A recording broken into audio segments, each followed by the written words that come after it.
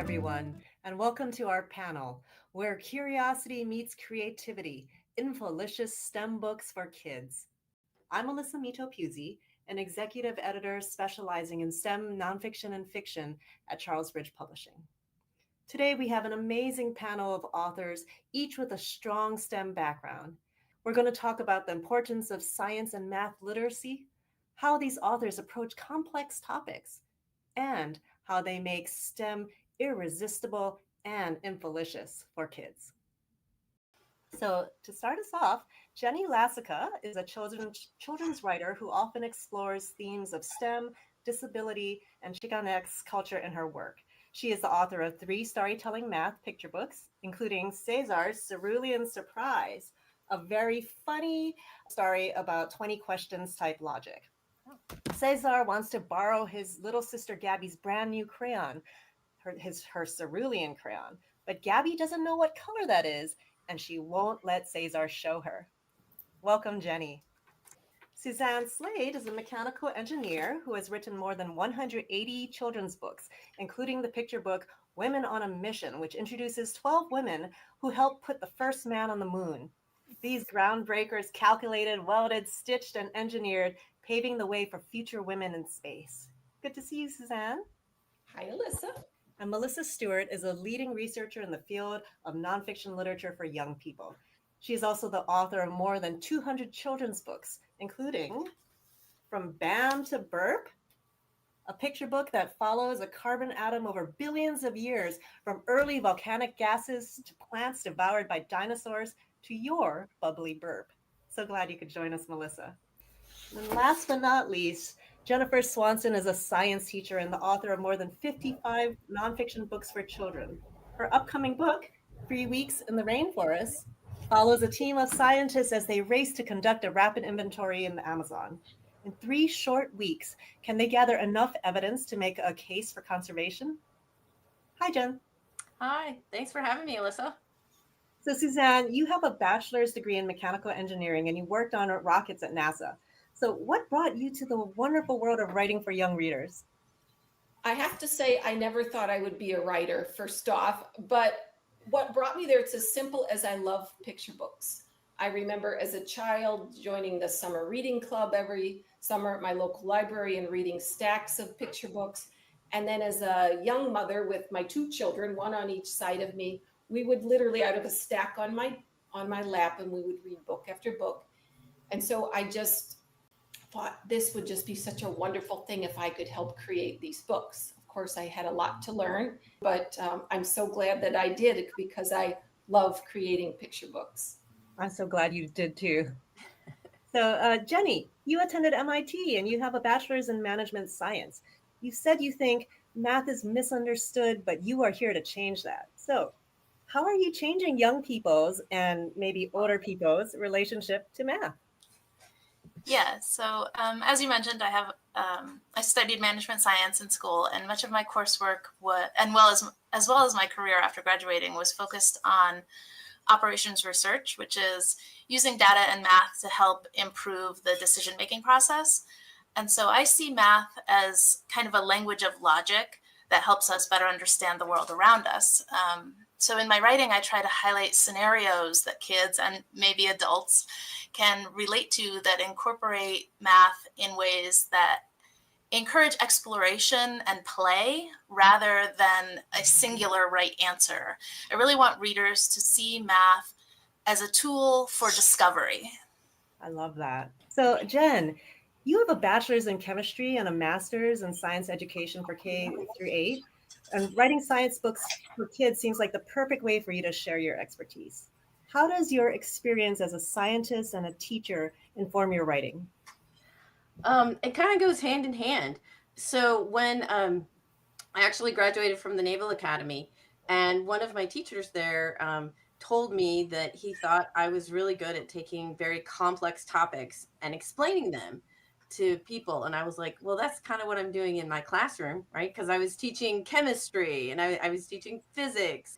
But like Suzanne, I'd always loved reading and had always loved writing. So when I started trying to write, I put them together, and it was kind of like a light bulb, right? So like everything I would learn from teaching in the classroom kind of augmented what I could put into the book. So, Melissa, you have a bachelor's in biology and a master's in science journalism. So, with your many science picture books and your research into nonfiction for kids, you seem to be on a mission. What is your mission, and what are you trying to achieve? I think my mission as a writer is really to share the beauty and wonder of the natural world with kids. So I feel like if one of my books inspires a kid to look under a rock or chase after a butterfly just to see where it's going, then my job is done. But as I've been visiting schools during school visits, what I really come to realize that there are two kinds of readers, two kinds of thinkers, two kinds of learners, that some kids love stories and other kids, they just love to learn. They read to learn. They love information. And then, of course, there are lots of kids that are sort of in the middle of that spectrum that enjoy both. And I want to not only try to write books that will meet the needs of both kinds of students, but also find ways to encourage other people to do that also by kind of sharing a light on those differences and the different ways to communicate with them. Reading your articles and your books about nonfiction that's really transformed the way I think about children's nonfiction books. So thank you for that. Now we're going to talk about STEM and children's literature and what it means for kids, because you've all spent years studying and working in STEM fields, and now you've made the decision to share that knowledge with kids. And it's not an easy task, but it is critically important. What sparked your own interest in math and science as a child?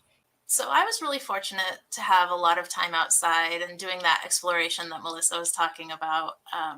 But I also had parents who viewed making a mess as experimentation. In terms of books, I read a lot of science fiction, like Isaac Asimov, Ray Bradbury, that explored that intersection between science and humanity. But I had a brother who was obsessed with The Way Things Work by David McCulley. And so we both really had an interest in figuring out how the world works in different ways and often together. So for whatever reason, I was born with a brain that just loves science and math. It's just who I am. When I was a very young girl, I would sit on my grandpa's lap and he would tell me numbers to add up in my head. And I thought it was the most fun thing ever. Oh, in high school, my first programming class, I fell in love, like my heart skipped a beat. I just was so excited.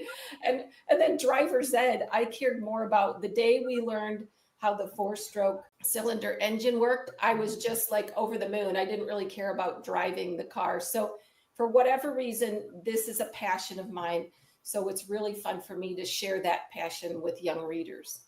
I love how both of you so far have said that you're really curious and interested in how the world works and sort of how things fit together. I think also a part of it for me is just the idea of wanting kids, the voters of tomorrow, to understand that what we do today and what we do tomorrow, the actions that we take, how we interact with nature and the things around us can affect what the world looks like tomorrow. And that's kind of how I started my love of science. I started a science club in my garage when I was 7. It was all about interacting with nature and seeing how it worked with us. And we would do experiments. We had an apple tree in the backyard, and we would do different experiments with that. But while we were doing that, we were learning about working together, and our area was just around our neighborhood. So we learned so much science all around us. And that's what I like to talk to kids about. Science is everywhere. It's all around you. And if kids of all ages can get that from the books that I write, then I'm thrilled. That's all so great. And I grew up in Hawaii in the middle of a rainforest, and we playing by the stream. And so that all resonates with me. So we know that a STEM education encourages, a growth mindset, and enhances problem solving abilities and develops critical thinking skills and more. It's so important. But what is your motivation for encouraging young readers to read and study STEM topics? Jenny, do you want to start us off? Yeah, I think Melissa touched on this a little bit. I think curiosity about the world and curiosity about other people go hand in hand. And I think encouraging an interest in STEM is really opening kids up to experiencing the world and all that it has to offer. It gives them the skills to analyze information and make better decisions, along with flexibility and resilience and empathy for other people. Yeah, it's all about inspiring a passion for the world and joy, sharing the joy of understanding the world and how it works, but then go farther and maybe offer something to the world. It could be something, technological. It could be something in terms of understanding a scientific theory about how something works, something animals do, something plants do. There's just so many opportunities. Right. There are so many opportunities, so many different things to explore and figure out how they work. How do you choose the topics you explore in your books? What makes a particular STEM concept compelling for you and for your audience? The students always ask, where do you get your book ideas? And I never sit around looking for an idea. They come and find me. For me, it is that topic when it finds me that I just kind of go, wow, whoa, there's that initial excitement. And then I just can't stop thinking about it. Yes. And then I think, is this something young readers would be interested in? And I assume so. So, and then I also gravitate towards topics that I feel make a difference, are important. So one thing was, as I was thinking about the moon and how did we get people all the way up to the moon? And what a colossal project that was, and the teamwork involved. And so I really got enthused about the idea of the teamwork and the challenges to get there, which led to Daring Dozen and the new one, Women on a Mission.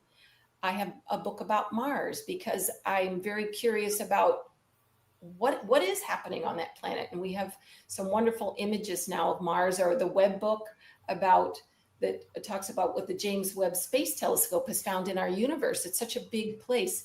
And I also feel the more we learn about other planets, other places, the more we will appreciate our planet, Earth, and hopefully take better care of it. It's the same thing. I get interested in a topic, and for 3 weeks in the rainforest, I actually visited the Field Museum with my daughter, and they have an entire exhibit, and then walked around, and the entire time I was thinking, this should be a book. By the time I got through it, I was like, this has to be a book. And so I take my teacher hat and my scientist hat. So when I evaluate whether I want to write a book, I will be honest, I go and kind of look at, what the kids are being taught, because I want it to be pertinent to kind of what they're learning and expand upon what they're learning.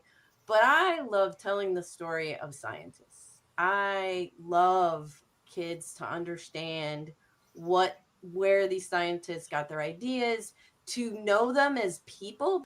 But let me tell you, it was mostly a woman-led team for 3 weeks in the rainforest, and they were some of the strongest, most amazing women that did some things. I couldn't, grabbing snakes barehanded and all of this kind of stuff, swimming with anacondas.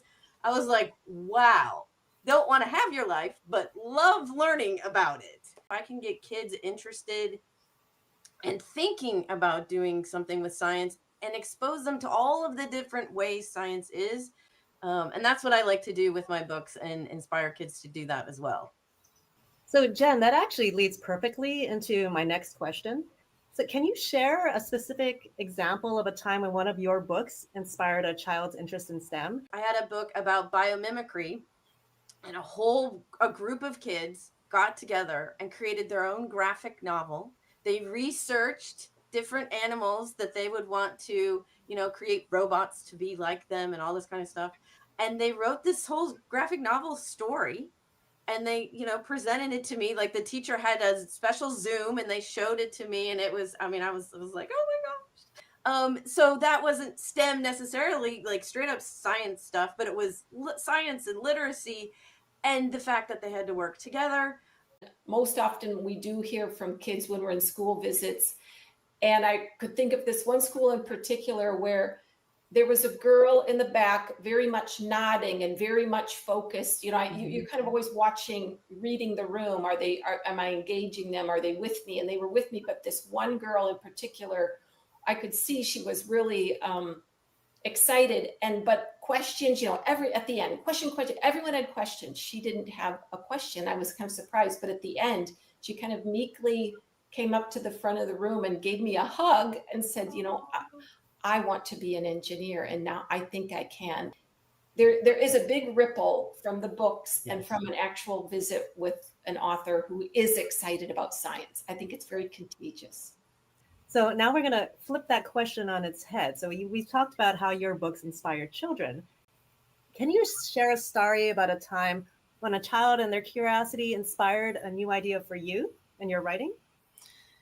My two kids are constantly asking questions and inspiring me to learn more and inspiring me with their own interests. With César Cerulean Surprise, this idea really came from my son. He was 5, I think, and he's always been really interested in art. He also has synesthesia, so he associates colors with numbers.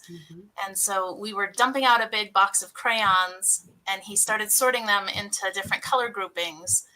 And we were really surprised at how there were many, many more shades of blue than there were of other colors. And so, this led to more sorting based on other factors. But my daughter, on the other hand, is really interested in history. And we were baking together one day, and our household manages several anaphylactic food allergies. And so she kind of held up the egg replacer we were baking with, and she said, who invented egg replacer? And, I started digging, and I was thrilled to discover that the first commercial baking powder and other like egg replacer products were created for somebody who had a food allergy. And that discovery kind of resulted in a book that explores the acid-base reaction as it relates to food allergies. Wow, that's fascinating. I would say for me, the best example is the current book that is just coming out right now, From BAM to Burp.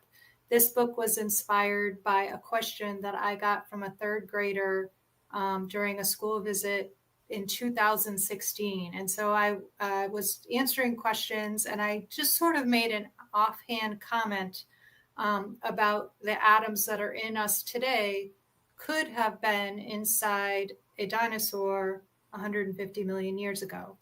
And that must have really just ignited something in his brain, because he raised his hand and he asked about 7 questions all in a row, like he was thinking and processing and asking all at the same time.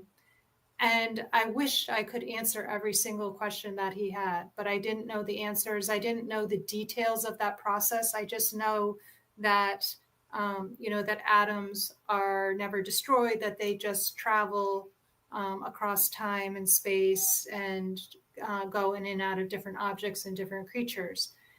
But his question his string of questions made me curious. I wanted to dig deeper and know more about it. And I wanted to be able to answer his questions.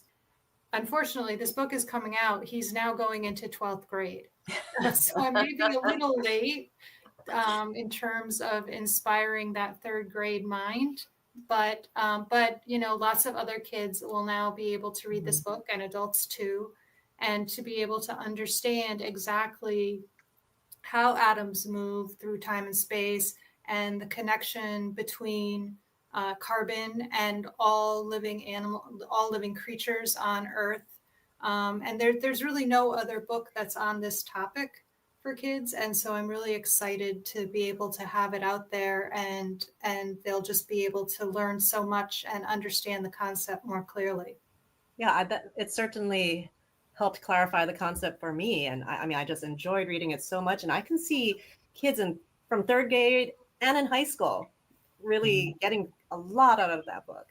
So how can parents and educators best use those children's books to spark joy and curiosity about STEM?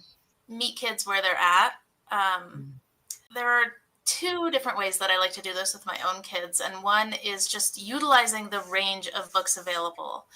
I know Melissa has talked about it a lot, about not just different topics of books, but the ways that they're presented.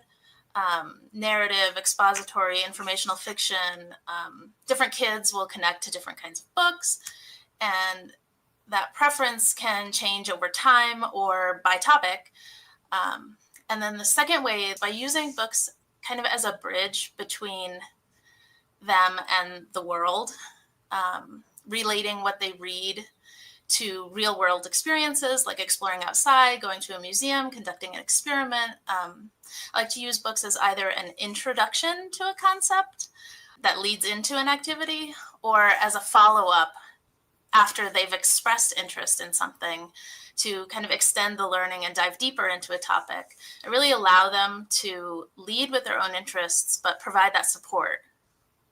Well, adding to Jenny's wonderful answer there, I would just suggest something very simple and practical, which is what I did with my daughter, who would probably fall under the reluctant reader category. I get nonfiction books and just leave them lay out, cover front. I used to lay them all across the fireplace or in rooms, and I just set them out there. And oh my, she's over there. What's this? And one book, two book, three book. In a classroom, I don't know if there's like a recess, an indoor recess or a free time or whatever, just to lay the books out and let the kids just wanted that discovery on her own.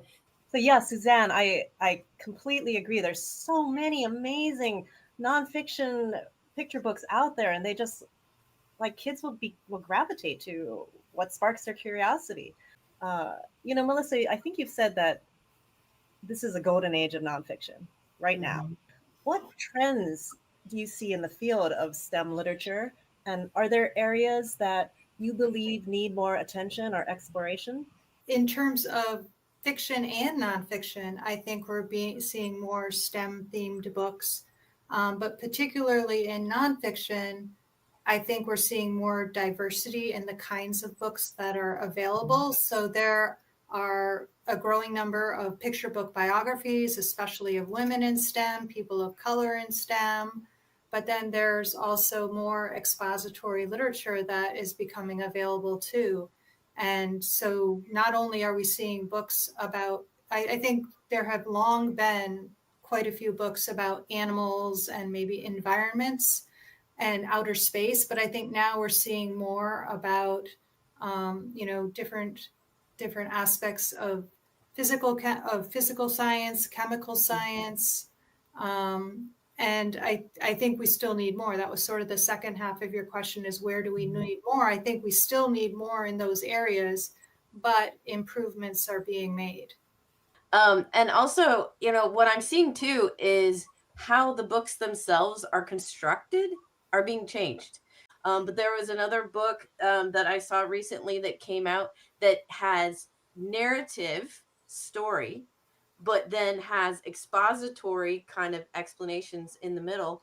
And for some of the really complex science, it has graphic novel spreads. So the editors and the authors are thinking about, how do I make this book accessible, not just to kids who love STEM, but to kids who maybe don't love STEM. Melissa, your book From BAM to Burp is a great example of this. It teaches you history, it teaches you evolution, it teaches all of these different, the rock cycle, the water cycle, all of these things. And I think that's what we're seeing with the trend with some of these books, is that they need to do a lot of things to get people of all ages interested. Yeah, and as an editor, I am always looking for those surprising and innovative approaches to STEM. And all four of you do it extremely well. So let's chat about the craft. Every writer needs to make choices when deciding how to present information or tell a story. So think of a book that it could have gone in a different direction. How did you decide which approach to take? The approach I decide to take on a book really depends on what I want the reader to take away from that book. With things like scientific innovation. I often choose like a narrative approach where you can show the trials and the failures and kind of the process of how something gets discovered. So I really need to know what the purpose of the book is, why I need to write it, what drew me to that topic before I really know how to approach it. And sometimes that requires me to do my own experimentation, trial and error, writing it different ways before I really land on the right way. Well, Alyssa, you have hit on the $1 million question that we authors struggle, or at least I do. It's really that what is that most engaging, exciting way to share this topic we're really excited about? And I know when I was doing the Women on a Mission, and this is about remarkable heroes who put men on the moon, the women behind the Apollo missions. I had learned a lot about them when I was writing some other books about the Apollo missions, Daring Dozen and Countdown. So I was thinking, okay, I'll feature some really interesting women who've done some amazing things, how they persevered, but then I thought, well, put it in a story with a plot, with a goal. The goal is humans want to get to the moon. How are we going to do that? And then chronologically on each step of this path and on our journey to the moon, what were key women in there at each step of the way who made it possible, who worked on the fuel, who worked on the fuel tanks, the spacesuits, the food. And so that became my hook or my thread to pull that along to a story where we have the goals, the challenges, the setbacks, the perseverance, the teamwork. It's always fun when you finally get that concept that you think will work. It's sort of a big picture question, but then it's also a kind of a more focused question that can look at specific craft elements. So for example, when I first started writing this book, Summertime Sleepers, Animals That Estivate, I was thinking about, how can I make this, this interesting, unusual topic, how can I make it super fun for kids? And so the first title that I came up with was Chillaxin, How Some Animals Spend Their Summer Vacation. And I thought I would sort of connect it to what kids do on summer vacation. And so kind of had this like lively, humorous, playful kind of voice, but it's something about it just didn't feel right. And eventually what I realized is this book is about animals that are sleeping. And so really the voice needs to match the topic. Mm-hmm. So it needs to be my kind of cozy and, peaceful. And so I realized that a more lyrical voice was really the best way to go so that the voice and the topic seem to match and mesh together. I mean, sometimes the story presents itself, like this one, 3 weeks in the rainforest. Like, this is what they did. So the easiest thing to do for this was to follow, the team along the journey. And so I've had a couple of books like that. But I also write a lot of expository that are kind of informational fiction. And for those, I go to my favorite place in the whole wide world, the library. And I just take, like, if I'm writing a topic, I will literally take like the 15 books on that topic that they have. And I'll just start going through the books and find out how it's presented in other books. Because you don't want to kind of do what's already been done. Even the book I did for you earlier, Super Gear, Nanotechnology and Sports Team Up, that book was based on because I had watched the Olympics. And so I was like, this is so cool. Nanotechnology is everywhere. But that was also what cool things can I get kids to know that are made of nanotechnology? So, but yeah, go to the library. That's my suggestion. I love hearing the origin stories for your books because, as an editor, I see the manuscript when it's already written, right? And all these choices that you've already made and the thinking you put into the books, I don't get to see that. And it's so fascinating. Melissa, in your author's note From BAM to Burp, you say, writing a book that's scientifically accurate and fun to read is no easy task. Well, congratulations. Burp is very fun to read. So how did you go about developing the humor and the action in the book? This book that went through a lot of iterations. Some books take longer to kind of percolate in my mind than others. This book was a 9-year journey. And really, it was finding just the right way to make these ideas and information accessible to kids. And initially, I decided to start in the present and move backward.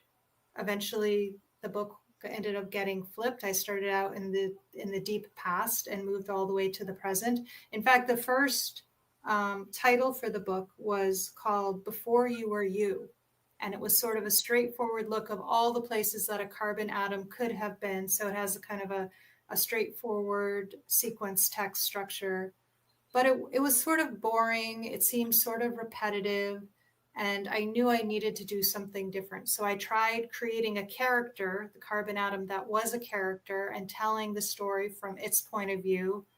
And there were some good things about doing that. So it became much more conversational, much more playful. That's when some of the humor started to come in, but it really just didn't work either. And so the next thing I tried was to make it kind of a comic graphic sort of thing. And again, that added some good things to the book. There's a lot of automatopoeia, and that's where those sort of sound effects came from. It also helped me to sort of learn how to decide which, there are a lot of different, in the book, there are a lot of different objects and creatures that the carbon atom goes in and out of on its journey. And during that part of the process is when I really decided that I needed to focus and highlight some of the places it had been, and then just sort of mention briefly some of the other places it had been, and that sort of gave the book better pacing and better flow. So it was experimenting with all these totally different ways of presenting the information that led me to the different characteristics that you would find. And if you were to go back and look at all those previous manuscripts, you could sort of trace different craft elements and different aspects of the book back to different versions. But in the end, they all came together in this informational fiction following the carbon on its path from deep space billions of years ago all the way up to coming out of a kid's burp. Yeah, I love that kind of peek behind the curtain, and like all that work and the thinking and the iterations, and it all comes together organically, and it feels effortless. Like the book couldn't have been any other way, but of course it could have. But I'm glad it's not, because I love the book. Jenny, you tell a story about writing your book, again, Essie. You thought about the concept of rascachismo, forgive my pronunciation, the attitude of resourcefulness and adaptability that lowriders bring to creating their cars. So we've got engineering and social emotional learning. So could you talk a little bit about how you balance STEM with SEL in your stories?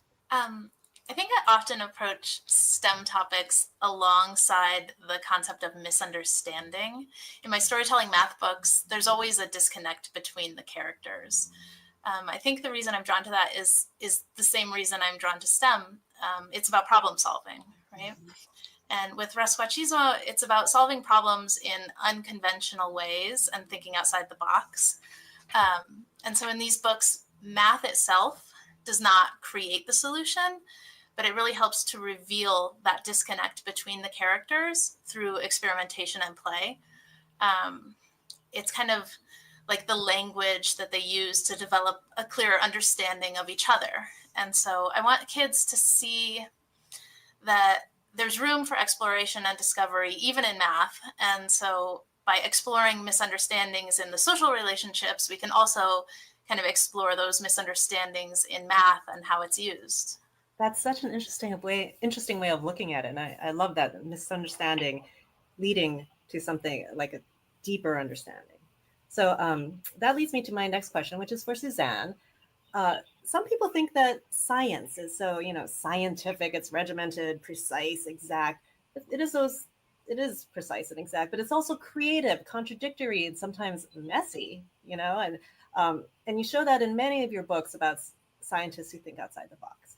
So could you pick one scientist and talk about how you developed a sense of that character as a whole person, their intelligence, their creativity, their personality. So in that book, Women on a Mission, now I don't have the book yet. It's yet from the printer, but what I have is a proof sheet, which I think is super cool. 3 of these big sheets make the book. But here is one woman who really, I so enjoyed. I got to interview her. This is Phyllis Gaylord, and she helped develop the descent engine, the engine that helped put the lunar module Eagle to help it land on the moon. And I wanted to really share a lot of her characteristics that I gleaned from talking to Phyllis on the phone. And one was her determination. And so I share how back in high school, she knew she needed drafting class to go to engineering in college. And her counselor said, well, women don't take drafting. But of course, when he was out of work one day, she signed up for drafting and dropped her home ec class. I like to show her engineering prowess when she was helping to develop this descent engine and its gimbal frame. Her creativity, she developed a nozzle, and I explained how she made it out of this soft metal called columbium. And so if Eagle, as it was landing, if that nozzle got in the way, it would crush in such a way that the lunar module would still land upright, because if it didn't, the astronauts were not coming home. There was no way. And also I wanted to give a sense of her person. And so when Eagle was finally the big day, it's landing, and everyone was glued to their TV sets, not Phyllis. She was out racing her Alfa Romeo because she was a big car buff and a racer. And that showed not only her personal interests in cars and racing, but her confidence. I have a quote in the book where her friend said, hey, they just landed on the moon.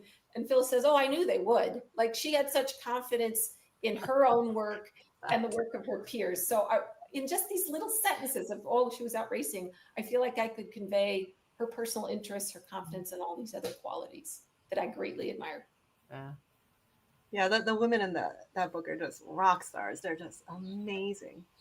So, Jen, in 3 weeks in the rainforest, you're not talking about 12 people. You're talking about this rapid inventory that's conducted by a huge team. Scientists from the Field Museum in Chicago, South American scientists, and local experts.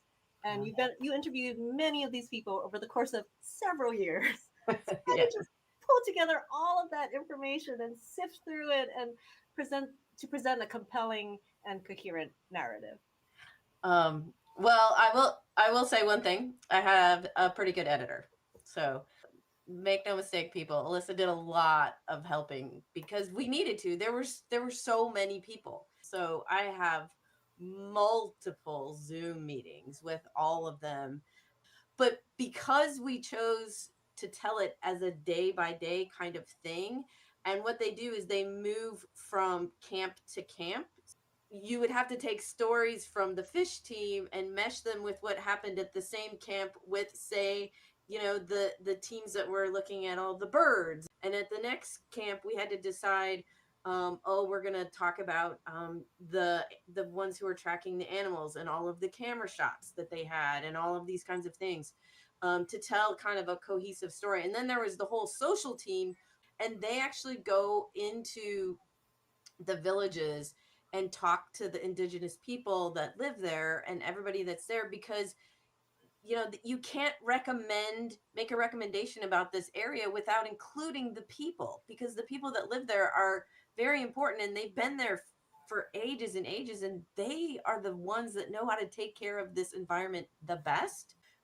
So it was great to work. There was a lot of work between Alyssa and I would send her this and she'd be like, okay, that makes sense. But then this team is doing this and this. And I was like, oh, you're right. So, right. We went back and forth a lot, didn't we, Alyssa? Yeah, I think there were a lot of table of contents moving around. Exactly. Okay, so now it is your turn to ask the questions, everyone. So, Melissa, could you please start us off with Jenny Lacika's Cesar's Cerulean Surprise? Jenny, one of the things that I really loved about the book is the way that you depict the sibling relationship. And I'm wondering I love how their relationship and the interactions between them kind of drive the narrative forward. And I was wondering, what was the inspiration that you took directly from your children? And then maybe what did you make up to make the story work the way that it does? Thank you, Melissa. I love this question because it is like a balance between where I want the story to go and what is kind of an authentic child's voice. And like you said, luckily I have a lot of inspiration in my own home. I have two kids who it's like a constant negotiation between them. But I also have the benefit of being a middle child. So I've been on both sides of that negotiation. And so one thing that I try to prioritize is making sure that each character has some like power and autonomy, while still respecting the other character.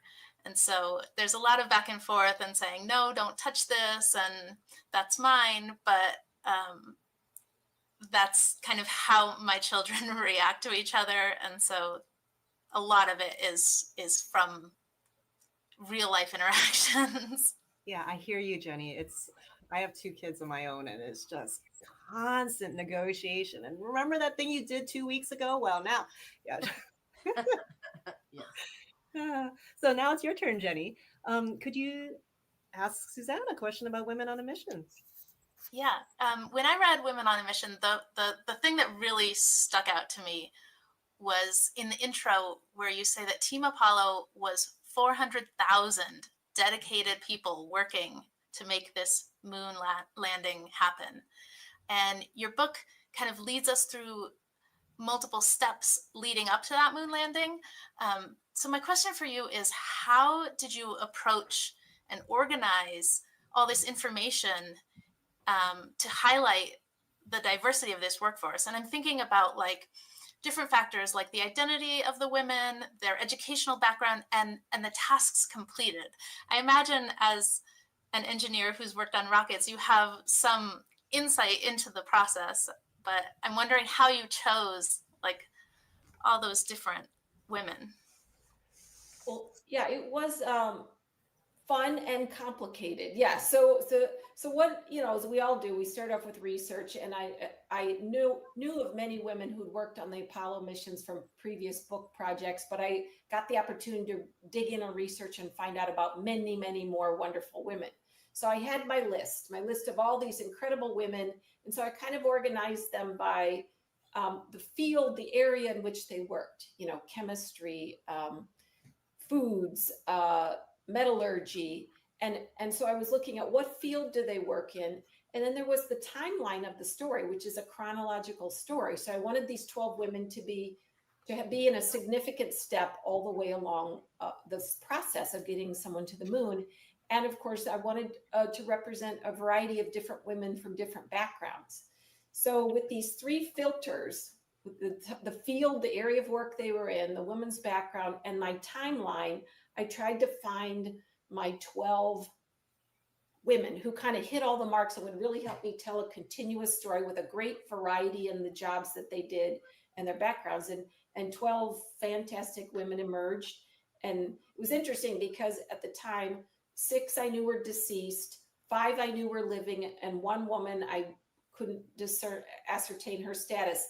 So of the 5 living women, I tried to reach out, tried to find through contacts or websites or emails, and nothing. So finally I decided I needed to just sleuth out what I thought was most likely their home address. And I sat down and I wrote a handwritten letter in cursive, because all of these women, of course, are in their 80s. And how would they have corresponded in their day? So I wrote 5 handwritten letters. Amazingly, 3 of them responded back, and then the 4th woman was not able to, but her son did. So I was able to interview 3 of these 12 women and the son of the 4th. So then to hear their personal stories was just icing on the cake there. So that's amazing, Suzanne. I knew that you wrote letters, but I didn't realize you wrote them in cursive. That's a nice touch. So, Suzanne, what would you like to ask Jen about 3 Weeks in the Rainforest? Okay, wow, what an amazing book. So I have a quickie question, which was first, as this this field team, they found 1,500 species of plants and animals. So I just wanted to know real quick, which one did you find the most amazing? You highlighted several in the book, but which one just fascinated you? So if I had to choose, I'd say the story about the white-lipped peccaries. Because the team is, imagine this, you're out in a forest at night, like no light, nothing. You have this tiny little lantern on your helmet and that's it. So that's all you can see in front of you. And all of a sudden you hear this, this is a bunch of animals that might be coming towards us. And then you have to figure out which direction they're coming from. And luckily one of the indigenous scientists was like, get in the trees, get up off the ground. You imagine there's like, I don't know, like 6 scientists are all up in the trees going, hope these animals don't come near us. We aren't exactly sure what they are, kind of thing. So I thought that was great because that kind of encapsulated the whole thing. Like you're in the middle of nowhere. These places have no roads. They just drop you off and you go out and find the animals. So Jen, last but not least, what do you wonder about Melissa's From Bam to Burp? Well, first of all, it's so cool. Oh my gosh. So I'm curious because there's so many directions you could have gone with this. Like carbon atoms go everywhere, but you have them end up in pancakes and like certain animals. Did you like think about what the most popular things you think that kids would like to pick where you put them? Because it's a cool journey that you ended up with. Yeah, so in that original version that I had, which I actually had very clearly worked out the time, like when was, okay, went from this animal to this animal, were those animals alive at the same time, or right. From this plant to this animal. So I had a very specific timeline.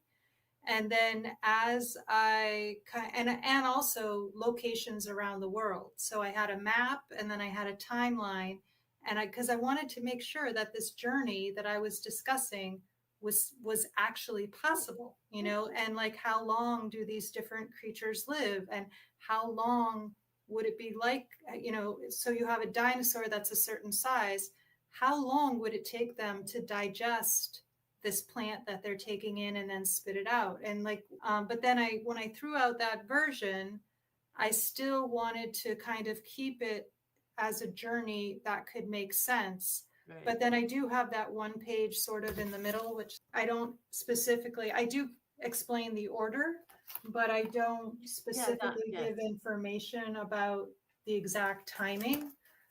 And it goes from a crab shell to a lump of coal to a jack-o'-lantern to a butterfly egg, to some toilet paper. And so I'm going from plant to animal and then back to plant, which is what it really does. But then I'm also looking at the environments that they live in, where these different places are in the world. I had to find out in China, when did they start using coal? So there's a lot of thinking about making it a realistic voyage that this carbon atom was on. And I did, your question was like, did I try to choose things that I thought kids would really connect to? And I did. Like, I really wanted to get toilet paper in there, right? Because I thought kids would find that really interesting. I really wanted to get coal in there, so there was a connection to fossil fuels. And jack-o'-lantern, because I wanted to get a plant that was decomposing, that people were familiar with. So I sort of was just thinking about how to get all these different iterations that carbon can take, and all the different kind of phases or forms of the carbon cycle, and to try to come up with compelling examples for each one. Yeah, you did a fabulous job. Thanks. Thank you, everyone. So, I wish we could all get together and just chat about STEM books all day long. But, it's time to wrap up this conversation. So if you have questions for the panelists, please visit charlesbridge.com/Palooza and send us your questions via the Palooza comments form. So thanks to everyone, panelists and audience, and keep keep sparking that curiosity and creativity in your kids through STEM books, especially those by these authors.